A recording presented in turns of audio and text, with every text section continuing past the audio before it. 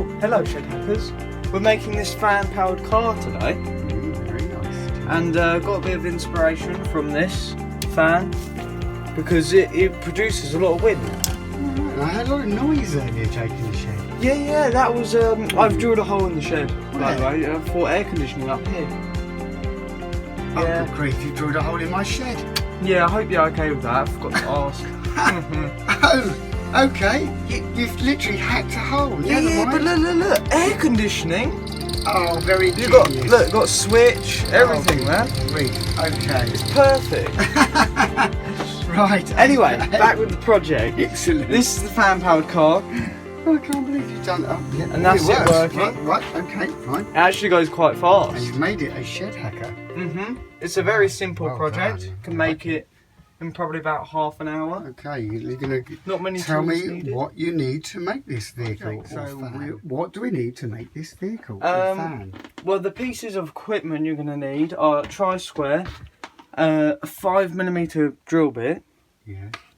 a normal drill. Well, I don't know, what would you call that? Normal A hand drill? drill. Yeah, hand drill, drill. yeah. And then the normal, or Power one drill. of these power drills, tenon saw, pointed nose pliers, scissors for if you've got a design, wire cutters, ruler, pencil, wire strippers, but you can use those.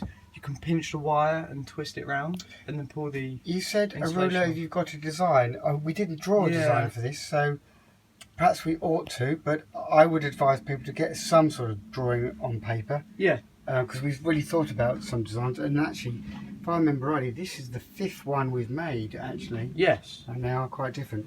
Right, Jake, yes. That's some 4mm dowel. Then we got these wheels offline, but they don't look that good now. They're in No. person.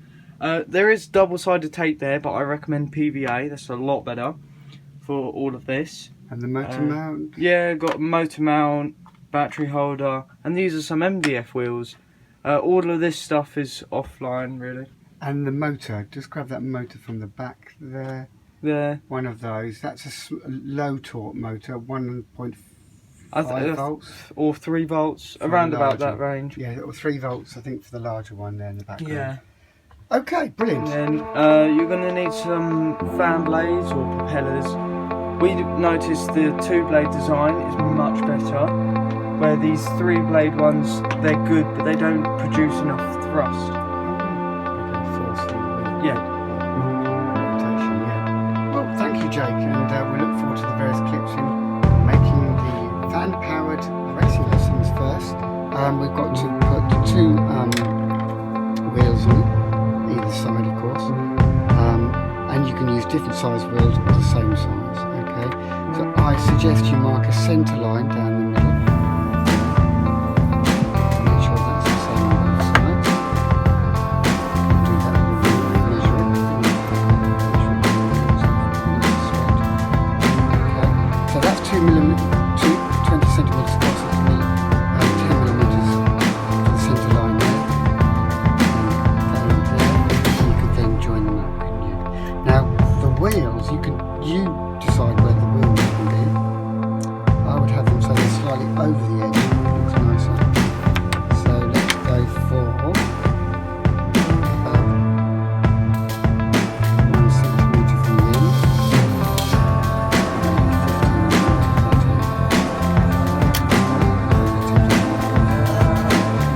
Now, put your work vertically so it goes easily in the vise, or hold it somehow. Let's do it that way. And put that there. I'll get a quick grip.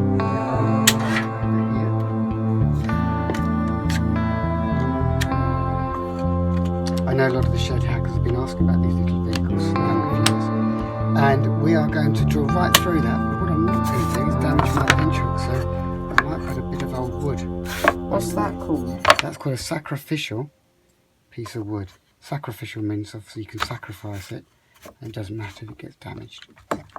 Okay, right, and then I'm going to use a power drill with 5mm bit in it, but you could also use a hand drill. So Jake, show them this. Anti-clockwise opens the chuck. Can you see? There. Can you Yeah. see the chuck opening there? Here. Mhm. This is the chuck. And then put your drill bit in there, and then tighten it, going clockwise, holding the chuck. Yeah? Yeah. And then get it really tight, hold the chuck, and force it round. So you could do it that way and drill away.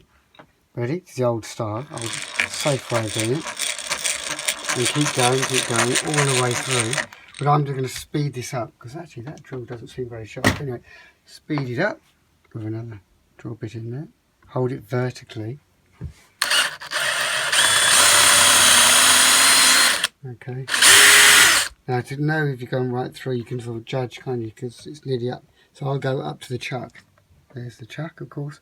And we're now going vertically. Should be in line. Can you see? Mhm. I think they are. Okay. That means the dowel rod, which is the wooden rod here, called dowel rod, will work. And you can see that will pop into there with a little bit of glue.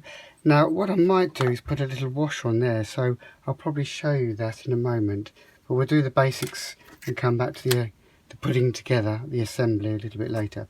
Now, for the design for the motor, this motor mount has to be held on there. So something like this, possibly a little bit wider. What do you think, Jake? Because I'm worried about Yeah. that not gluing on there. Or maybe taller if the fan blade's quite big. Yes. Oh, yes. Make sure that wherever you mount that, it's not going to hit on there, on the motor. So I think I've just about done that. So that distance there, I'll tell you, this is your ideal minimum distance, 70 millimeters. Yep, 70 millimeters in length, okay, or 7 centimeters. And as you know, 10 centimeters is 100 millimeters. But we all know that, don't we, Jake? Yeah. Okay, so I'm going to make this look a little bit more aerodynamic, and I'm going to cut off a little bit there, but not too much. I'll tell you why. So I want the motor to fit on there, so I can probably cut a piece off here neatly, and you can do that. Hopefully you'll have the facility at home, but if not, you just have to have a square block, I suppose. And I'm going to obviously be careful you don't go into your hand.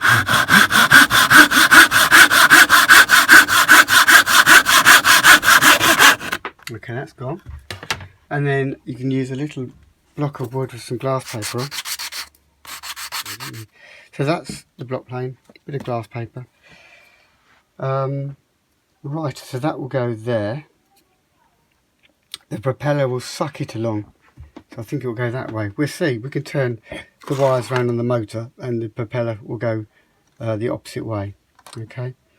Right, okay. So you can have an insert. We're going to take that out for the smaller motor. Smaller motors look like that. And if you can't get hold of these, Jake discovered you could use a plumber's mount for 15mm pipe, and that will work as well. That will work in there with a little bit of glue. If you can't get these online, you can use those. You can get those in any sort of DIY type shop. Okay, so we're using the bigger motor. That will go into there. Just clips in. Push it forward. That will be mounted on there with a little bit of glue. You could use a bit of glue gun with some supervision because they are quite hot. I'll glue that in a minute. Or I suppose you could take out the motor and put a little screw through there. I may even do that, you know. Yeah. I may even do that. Okay, so that's that. Now to cut the axles, Jake. Obviously mark your distance, including the width of the wheel, there and there. Make a little mark there, and use the tin snips, or you could use the tenon saw, one, and make sure they're the same. Okay, there, good. Put that in there. I should have got those little washers ready, shouldn't I? Yeah. Put that through there, and that through there, like that. Push it through a little bit, and then pull it back, and we can glue these a little bit, blob of glue on there. The same applies at the rear. And that goes fits better, those ones. But make sure you've got a slight gap there, guys. We're going to put a little washer in there, which is a little ring of metal. Okay, I haven't got one available, but I will find one in a minute for the next little mini clip. So there it is, running nice and smoothly. If it's not running smoothly, run the drill through the holes, make sure it's freely moving. And yeah, I think that looks good. That's the rear, the back. The motor mount, you can decide how you're going to hold that down. Okay. Right, so we'll come back with the next part. So we've got our bits of dowel rod in the wheels. There's the washer going on. That can go through there. See that? That's the washer. And so, yes, John. What does the washer do? It stops friction between the wheel and the block of wood. Friction is the rubbing action, isn't it? Of course, most devices. No, your device is very quite a lot of friction happens through. A motor? Yes, yeah, or a car gearbox.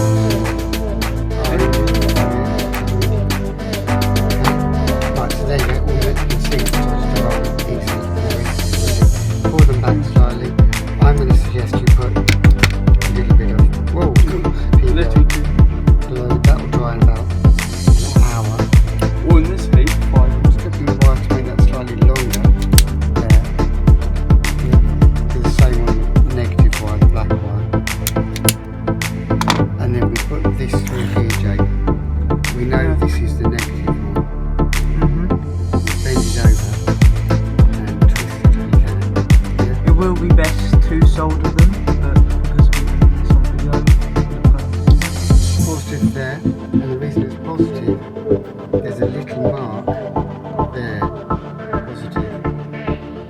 I think, yeah. That's the polarity incorrect.